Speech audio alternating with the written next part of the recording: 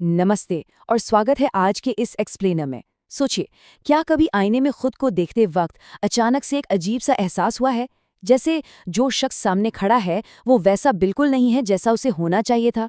सच कहूं तो ये कोई नाकामी का डर नहीं है, ये एक डीप डिस्कनेक्ट है कि हम आज क्या हैं और हम असल में क्या बन सकते हैं। यही वो मोमेंट है जहां ट्रू सेल्फ ट्रांसफॉर्मेशन यानी खुद को बदलने की एक रियल शुरुआत होती है।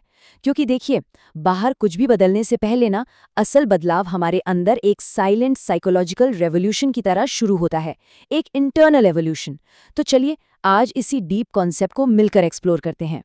तो इस एक्सप्लेनर का रोड मैप कुछ इस तरह रहेगा।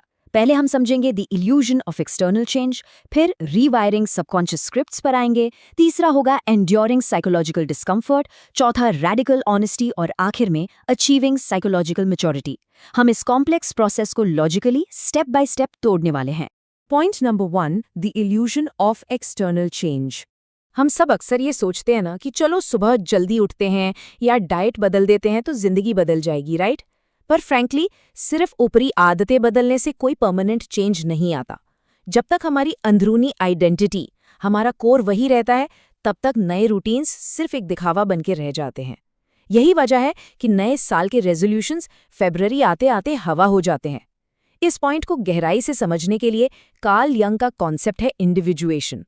उनके मुताबिक बदलाव सिर्फ नई चीजें करना नहीं है, बल्कि अपने बिखरे हुए पार्ट्स को एक करके एक यूनिफाइड इंसान बनना है। असली चेंज तब आता है जब हम सिर्फ एक्शन से हटकर अपने बीइंग पर, अपनी डीप इंटीग्रेशन पर फोकस करते हैं। इसको ऐसे समझिए, पुराना तरीका था सेल्फ इम्प्रूवमेंट का, जहां हम अपनी बाहरी आदतों को ठीक करने या एक्सटर्नली खुद को फिक्स करने में लगे रहते थे। पर नया पैराडाइम क्या है?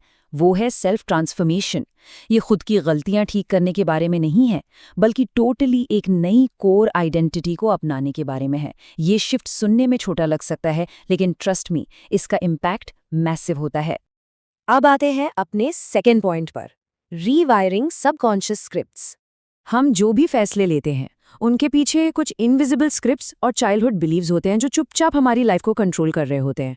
जैसे कि मैं इस लायक नहीं हूं या मुझसे नहीं होगा। ये सिर्फ थॉट्स नहीं है, ये साइकोलॉजिकल दीवारें हैं जो हमारी लिमिट डिसाइड कर देती हैं। पर यहाँ न्यूरोसाइंस का एक माइंड ब्लोइंग कॉन्सेप्ट आता है, न्यूरोप्लास्टिसिटी। बेसिक टर्म्स में इसका मतलब है कि हमारा दिमाग कोई पत्थर की लकीर नहीं है। जब हम अपने पुराने बिलीफ्स को चैलेंज करते हैं ना, तो हमारा दिमाग फिजिकली खुद को रीवायर करना शुरू कर देता है। नए न्यूरल कनेक्शंस बनने लगते हैं। मतलब सिर्फ अपनी सोच बदलकर हम लिटरली अपने दिमाग का फिजिकल स्ट्रक्चर बदल रहे हैं। कितना अमेजिंग है ना ये? तो अब सवाल ये है कि ये रीवायरिंग काम कैसे करती है? इसके 3 क्लियर स्टेप्स हैं। पहला है कॉन्शियस रेपिटेशन, यानी नई सोच को जानबूझकर बार बार दोहराना। दूसरा, इमोशनल रीइंफोर्समेंट, उन नए विचारों के साथ अपनी भावनाओं को जोड़ना। और तीसरा, ऐसे नए एक्सपीरियंसेस इकट्ठे करना जो उस पुराने नेगेटिव पैटर्न को परमानेंटली गलत साबित कर दें। जब ये तीनों एक साथ मिलते हैं, तब एक नई नैरेटिव सच बनकर न्यूरोलॉजिकली हमारे अंदर सेट हो जाती है।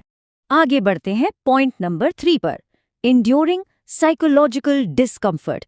देखिए, जैसे ही बदलाव शुरू होता है, दिमाग अपने पुराने और आरामदायक रास्तों को छोड़ने से इनकार करता है।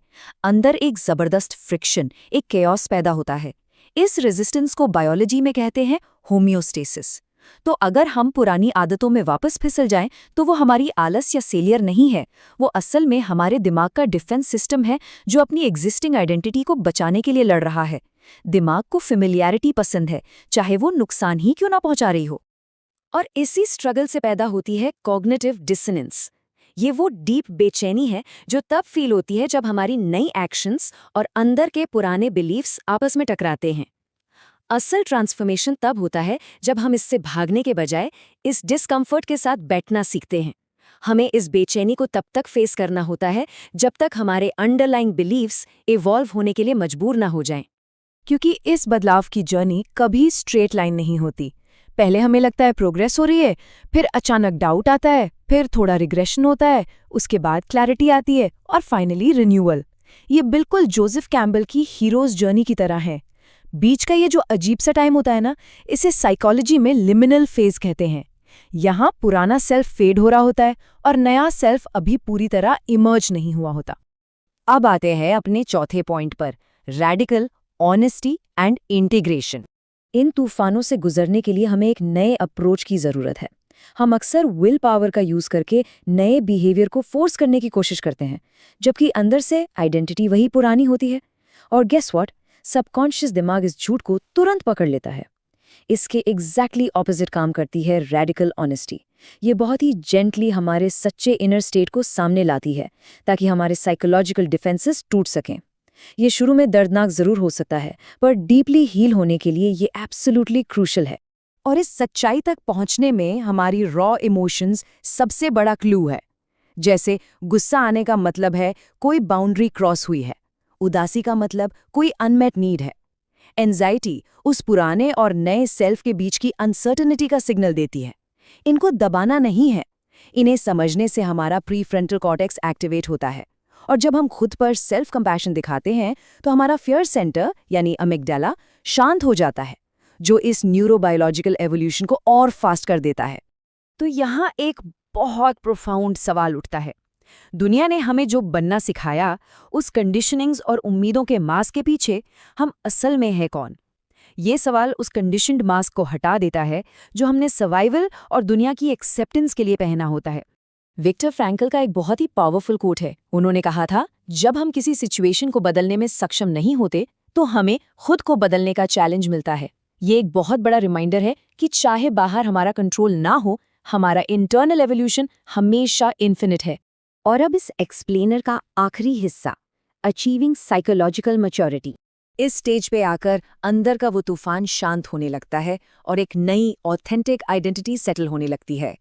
अगर न्यूरोसाइंस की लैंग्वेज में बात करें तो साइकोलॉजिकल मैच्योरिटी तब आती है जब हमारे लिम्बिक सिस्टम यानी इमोशंस और प्रीफ्रंटल कॉर्टेक्स यानी रीजन के बीच एक सॉलिड हार्मनी बन जाती है। इम्पल्सेस अब डीप इनसाइट्स बन जाते हैं और रिएक्शंस कॉन्शियस चॉइसेस में बदल जाते हैं। लेकिन ध्यान रखने वाली बात यह है कि इस नई वायरिंग को सपोर्ट करने के लिए एक्सटर्नल एनवायरनमेंट भी वैसा ही होना चाहिए। इसके लिए हमें पुराने ट्रिगर्स को हटाना होता है ताकि ओल्ड न्यूरल फायरिंग ना हो। नए विजुअल क्यूज ऐड करने होते हैं जो इस नई आइडेंटिटी को रीइंफोर्स करें। और सबसे ज़रूरी, ऐसे सपोर्टिव लोगों के बीच रहना चाहिए जो इस इंटरनल ग्रोथ को अलाइन करें। आखिर एक नए बेटर बीज को उगाने के लिए मिट्टी भी तो अच्छी होनी चाहिए ना।